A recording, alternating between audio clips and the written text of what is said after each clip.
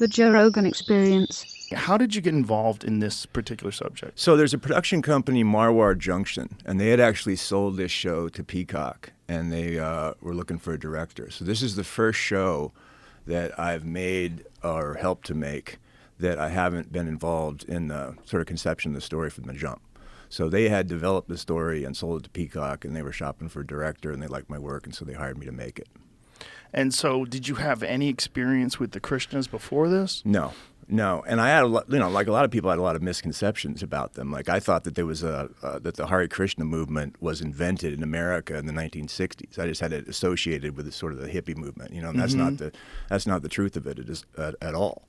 It's like actually a spiritual tradition that dates back thousands of years, like far predates Christianity. It's based in these ancient spiritual texts called the Vedas. That the written version is like at least 3,500 years old, and the oral tradition goes back thousands of years beyond that. So I learned a lot about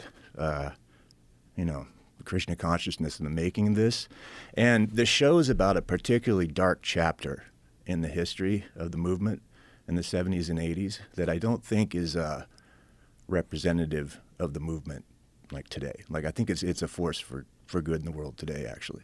Yeah, I think the principles behind it, if you paid attention to the main guru, what was the older gentleman's name? Prabhupada, yeah. Yeah, my friend Duncan loves that guy.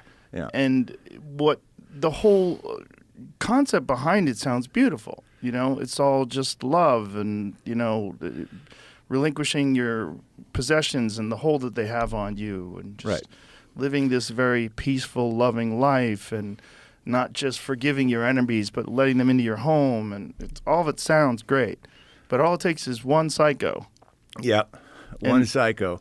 Well, Prabhupada, he took a risk. So Prabhupada was a guru. So several gurus, Krishna consciousness gurus, had come over from India to the UK or to the US, in the 1800s even, and then through the first half of the 20th century, and had no luck because their timing wasn't right, or they weren't the right person, or both.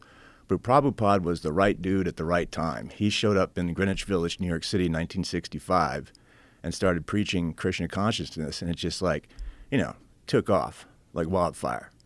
And, like Allen Ginsberg got down with it. Wasn't maybe a full-scale devotee, but he was hanging out with them. But Prabhupada was already an old dude when he showed up in the U.S. And so in 1977, he died. So that's 12 years. And by that time, Krishna consciousness, there were Krishna temples all over the country and in the UK because George Harrison had converted, right? That was one of his strokes of brilliance, Prabhupada, is he sent a group of devotees to go camp out outside the Apple Records office and just chant and dance until they basically got a meeting with the Beatles.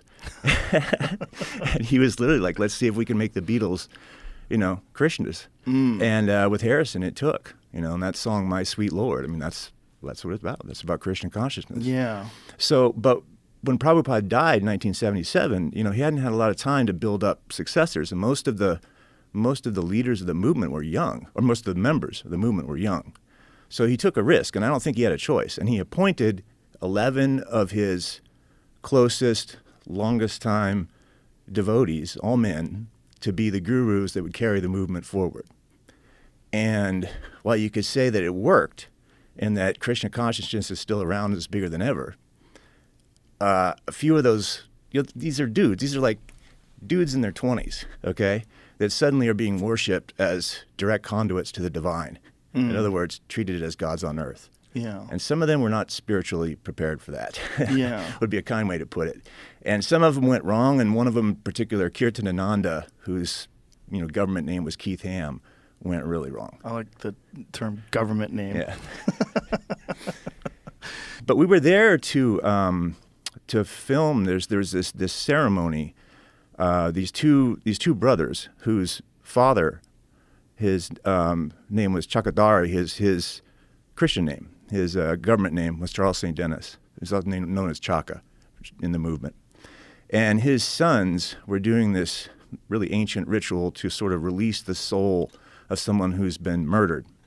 And so they had their father's ashes, which he was murdered, decades ago at New Vrindavan on orders from Kirtanananda, because he was challenging Kirtanananda's authority.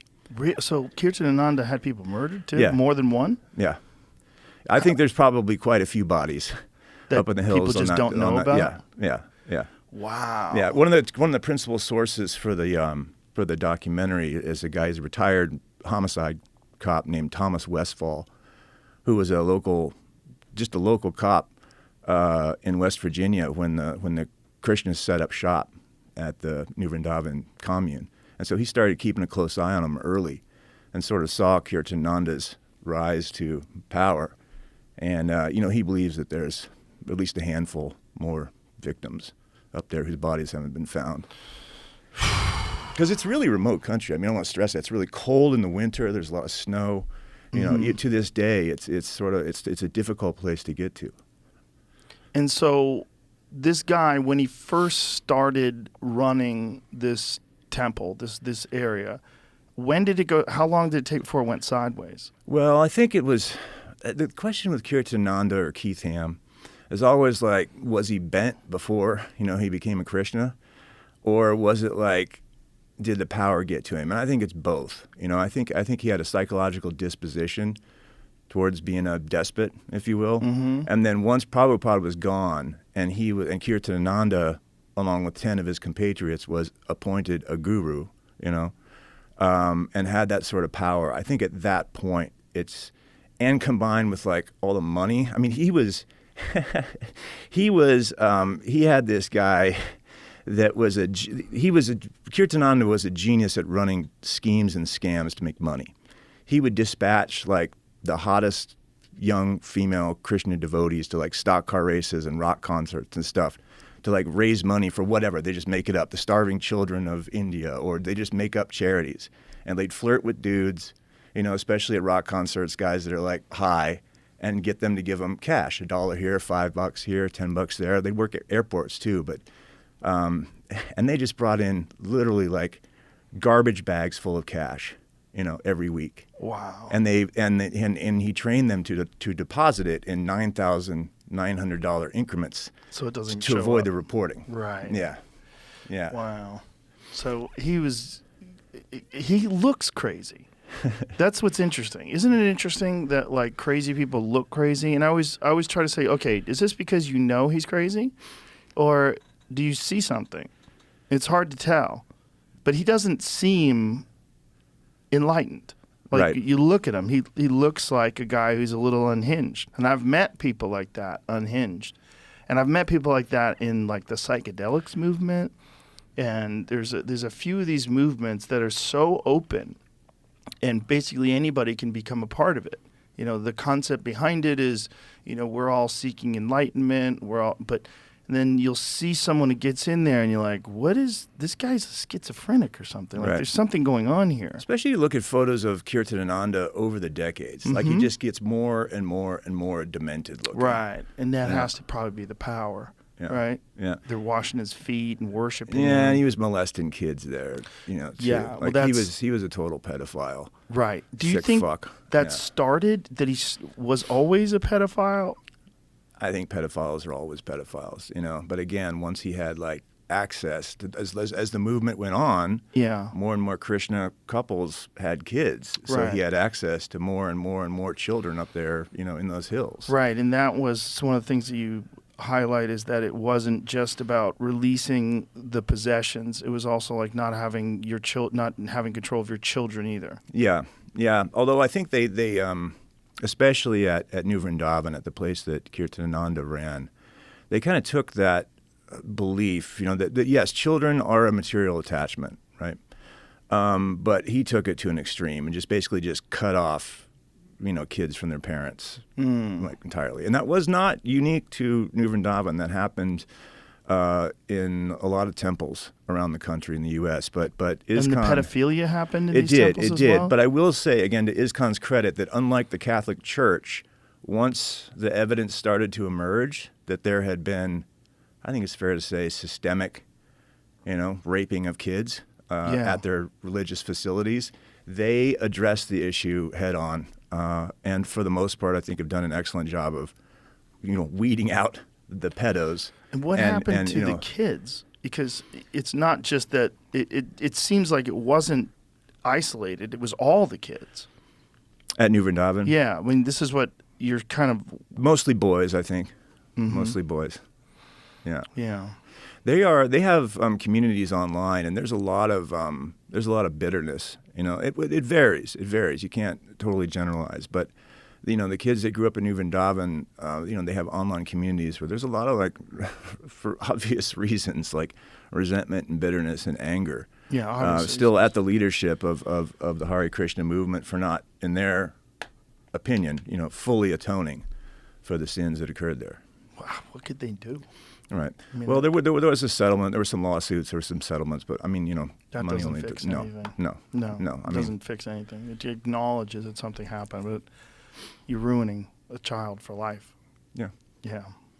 And you're doing it in the most evil way because you're supposed to be a part of this peace and love movement that's like the optimal way to live life. Right. Yeah.